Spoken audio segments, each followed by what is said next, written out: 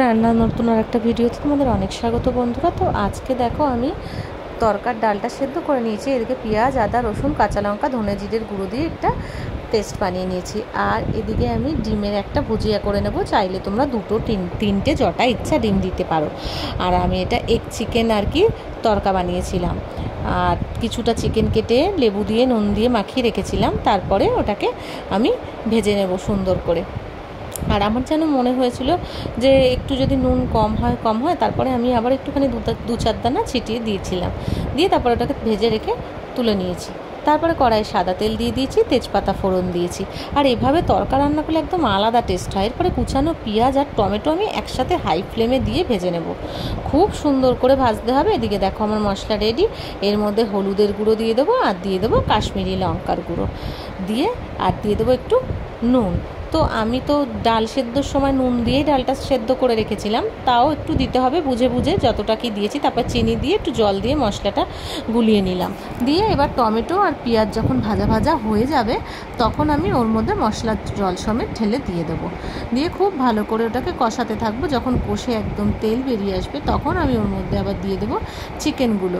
দিয়ে আবারও ওটাকে ভালো করে একদম ড্রাই কষা করে নিয়েছি। করে ওর মধ্যে দিয়ে দিয়েছি ওই ডিমের ভুজিয়াগুলো আর তরকা সেদ্ধ করা। এটা মিক্সড তরকা, রাজমা আছে, ছোলার ডাল আছে, সব মেশানো। এবার ভালো করে খানিকক্ষণ ফোটানোর পর এর মধ্যে আবার দিয়ে দিলাম একটু কাসুরি মেথি আর দিয়ে দিয়েছি 2 চামচ ওই তরকা মশলা। দিয়ে খুব ভালো করে এটাকে আবারও কষিয়ে নেব, কষাতেই থাকবো। তারপরে এর মধ্যে পরিমাণ মতন মানে 1 কাপ মতন আমি দিয়েছিলাম উষ্ণ গরম জল। দিয়ে খুব ভালো করে নাড়াচাড়া করে এটাকে আমি খানিকক্ষণ লো ফ্লেমে ফুটাতে থাকবো। তারপরে এর উপর দিয়ে দেবো ধনেপাতা কুচি। দেখো দিয়ে দিয়েছি ধনেপাতা কুচি। দিয়ে আবারও সুন্দর করে এটাকে নাড়াচাড়া করে নেব। আর দিয়ে দেবো বেশ খানিকটা বাটার দিলে কিন্তু তরকার গন্ধটা আলাদাই লাগে। আর এর মধ্যে যদি তোমরা বাটার না থাকে ঘিও দিতে পারো, আমি অনেক সময় ঘিও দিই। শেষে আবারও একটু কাসুরি মেথি দিয়ে নাড়াচাড়া করে নেব। ব্যাস, তারপরে গ্যাস বন্ধ করে ঢেকে দিলেই সুন্দর গন্ধ বেরোবে। একটা ঢাকনা খুললে একদম আমার এগ চিকেন তরকা রেডি। খুব ভালো হয়। এভাবে তরকা ট্রাই করলে বন্ধুরা তোমরা বুঝতে পারবে, অসাধারণ একটা টেস্ট হয়। আর আমি এর সঙ্গে বাড়িতেই বানিয়ে নিয়েছিলাম আর কি বাটার তন্দুরি। আর তার সাথে আমি এটা ধনেপাতা আর কালো জিরে দিয়ে করেছিলাম আর কি।